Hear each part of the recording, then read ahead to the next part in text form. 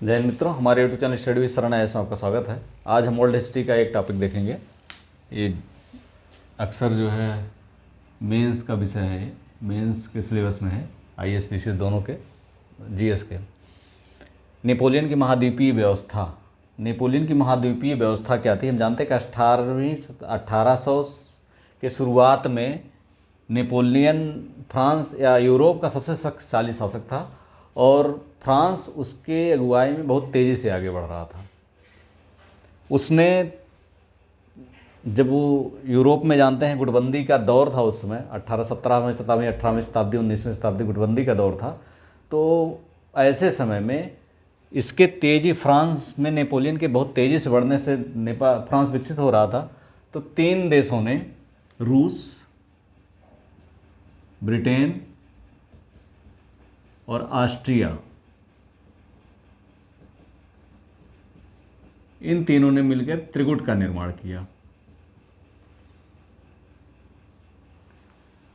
जो नेपोलियन के लिए खतरा था। और नेपोलियन बखूबी जानता था कि इस त्रिगुट के निर्माण के बाद उसका जो विकास रथ है, उसका जो साम्राज्यवादी अप्रोच है, वो रुक सकता है।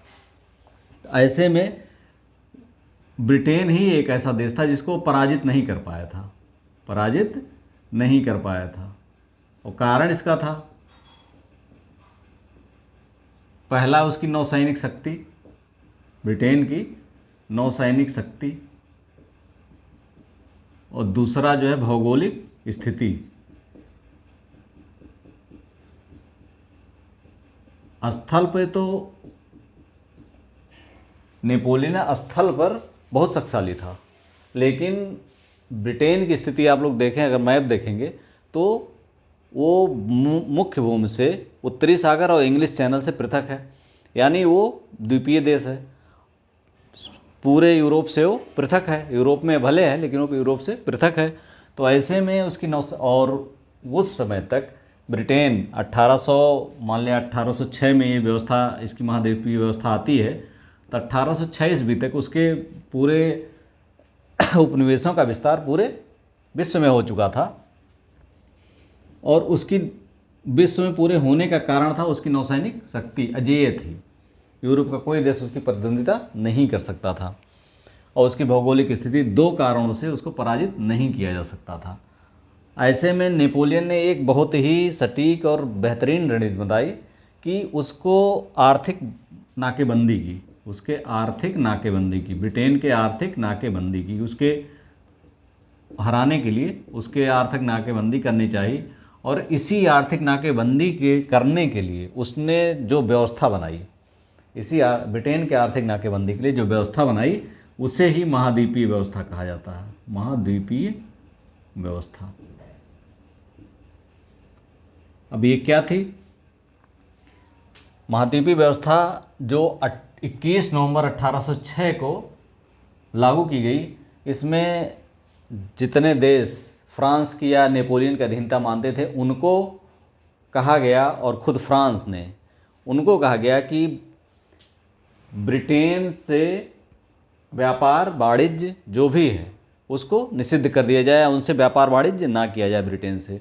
और दूसरा, जो भी महाद्वीपीय बंदरगाह थे, जो फ्रांस या उसके सहयोगी देशों के संबंध में महाद्वीप के बंदरगाह थे, यूरोप महाद्वीप के, उनको बंद कर दिया गया, बंदरगाह बंद कर दिया गया और व्यापार निषिद्ध कर दिया गया।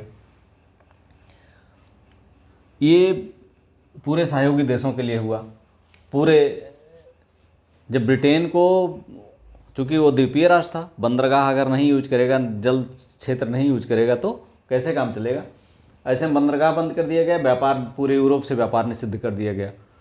ब्रिटेन का जो माल था, जो उसका विनिर्मित माल थे, जो उसके व्यापार वाले कच्चे माल थे या विनिर्मित माल थे, जो भी थे, यूरोप में ही खपत उनकी होती थी, उसी से उसकी पूरी कमाई थी।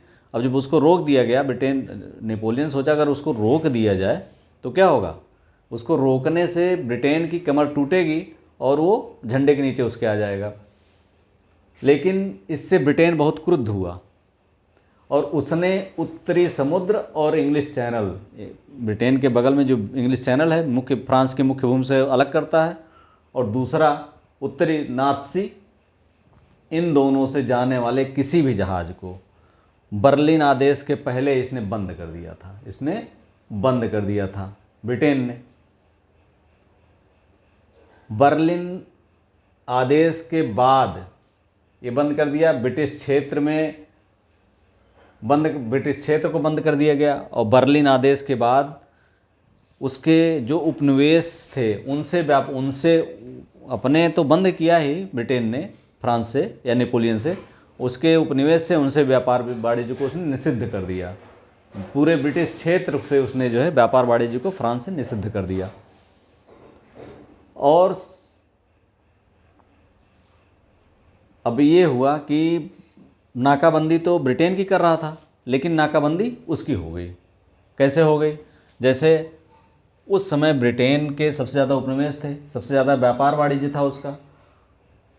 औद्योगिक क्रांति का सबसे ज़्यादा लाभ अगर किसी ने उठाया तो ब्रिटेन ने उठाया।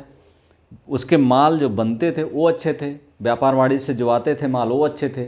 तो ऐसे में यूरोप में जो सामान सप्लाई होता था वो ब्रिटेन से जाता था, वो अच्छी क्वालिटी का था। इसके अलावा जो भी माल ब्रिटेन यूरोप में जाता था वो ख़राब क्वालिटी के माल होते थे। पर्याप्त सप्लाई नहीं जाती थी, पर्याप्त सप्लाई और कोई कर ही नहीं पाता था ब्रिटेन के अलावा। यूरोपीय देशों में इसका असर पड़ना शुरू हो गया। नेपोलियन ने बांधा तो ब्रिटेन को, आर्थिक नाकाबंदी ब्रिटेन की, लेकिन यूरोपीय देशों को उसका खामियाजा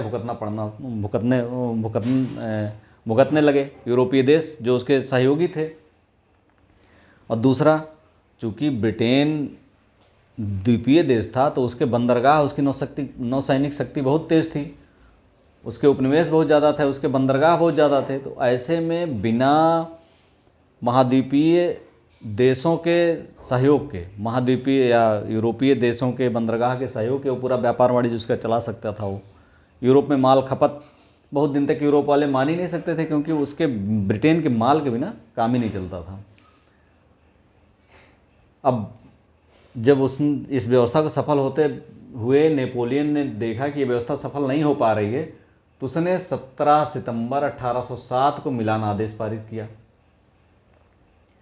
कि जो यूरोपीय देश, चूँकि मान नहीं रहे थे, क्योंकि यूरोपीय देशों के माल की सप्लाई जो है ब्रिटेन के जो सामान थे उनके बिना उनकी पूर्ति आए। ब्रिटेन के यूरोप के लोग थे, उनको ब्रिटेन के सामान की ज़रूरत थी और वो चोरी पे मंगाते थे, या सहयोगी देशों के बंदरगाह, सहयोगी देश के जो क्षेत्र थे, सहयोगी देश के जो जहाज़ थे वो माल ले जाते थे।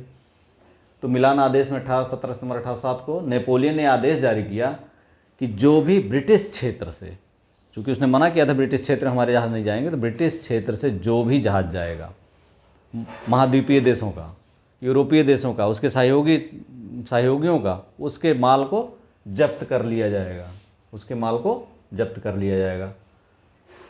ये सख्ती से उसने, बहुत ही सख्ती से लागू किया।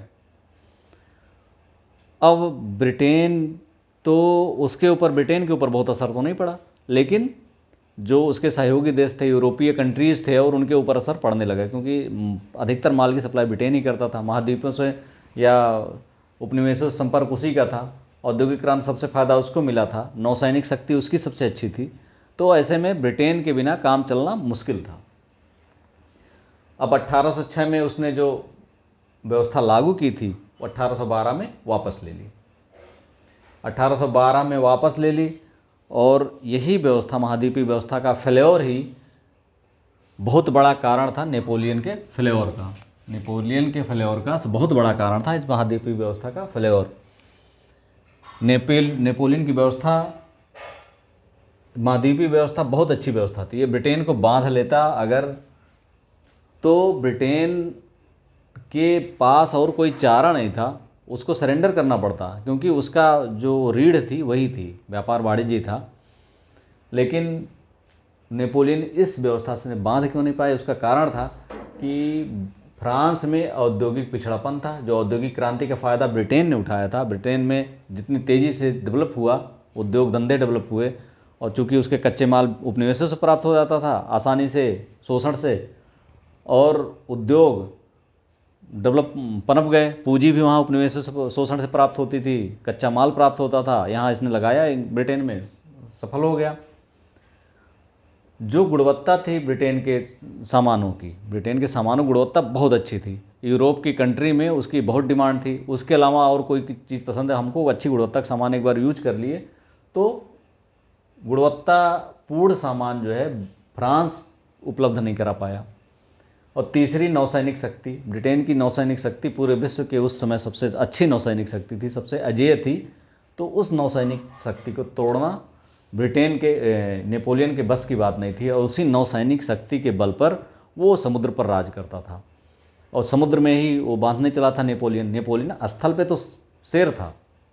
नेपोलियन स्थल पे अगर वो स्थल से जुड़ा होता ब्रिटेन तो नेपोलियन कब का उसको खा गया होता, लेकिन स्थल से जुड़ा नहीं था, इसलिए उसकी मजबूरी थी कि समुद्र में उसको घेरे। और समुद्र में घेरना उस समय तत्कालीन विश्व में किसी भी शक्ति की हैसियत नहीं थी कि वो ब्रिटेन को समुद्र में घेर पाए। और इसीलिए महाद्वीपीय व्यवस्था 1806 में जो शुरू हुई थी, 1812 में इसे वापस ले ली गई, पूरी तरह से फेलियर हुई और फेल हो गई, या पूरी तरह से नाकामयाब रहा नेपोलियन। और नेपोलियन के पतन का कारण भी इस महाद्वीपीय व्यवस्था ही थी। वीडियो अच्छा लगा, like, subscribe and share. Thank you for watching.